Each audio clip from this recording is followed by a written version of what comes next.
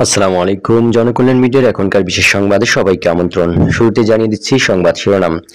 ডিসেম্বরের মধ্যে নবম পে স্কেল বাস্তবায়নের দাবিতে কর্মসূচি চূড়ান্ত করতে বৈঠক সরকারি চাকরিজীবীদের। এবার বিস্তারিত। আগামী ডিসেম্বরের মধ্যে নবম পে স্কেল বাস্তবায়নের দাবিতে কর্মসূচি চূড়ান্ত করতে বৈঠকে বসছেন সরকারি কর্মচারীরা।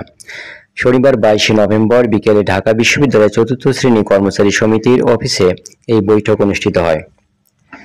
এতে দাবি আদায় ঐক্য পরিষদে থাকা 12টি কর্মচারী সংগঠন ছাড়াও আরও ডজন খানেক সংগঠনের প্রতিনিধিরা উপস্থিত ছিলেন। বৈঠক থেকে পরবর্তী কর্মসূচির পরিকল্পনা করা হয়েছে। বাংলাদেশ সরকারি কর্মচারী দাবি আদায় ঐক্য পরিষদের সমন্বয়ক বলেন, ঐক্য পরিষদে থাকা কর্মচারী সংগঠন এবং আরও 12 থেকে 15টি সংগঠন এই বৈঠকে অংশ নেয়। জানা যায়, নতুন পে স্কেল প্রণয়নে গঠিত পে কমিশন চলতি বছরের ডিসেম্বরের শেষ সপ্তাহে তাদের চূড়ান্ত সুপারিশ জমা দিতে পারেন। কমিশন ইতিমধ্যে সুপারিশ তৈরির 50% মতো কাজ শেষ করেছেন। আগামী সপ্তাহে সচিবদের মতামত গ্রহণ করা হবে। এরপর কমিশন রিপোর্ট চূড়ান্তকরণের দিকে এগোবে।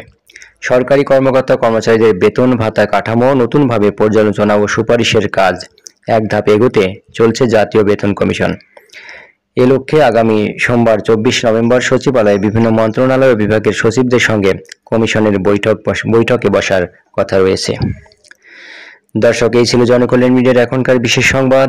পরবর্তী সংবাদের আপডেট জানতে চ্যানেলটি সাবস্ক্রাইব করুন, মতামত জানিয়ে দিন কমেন্টে।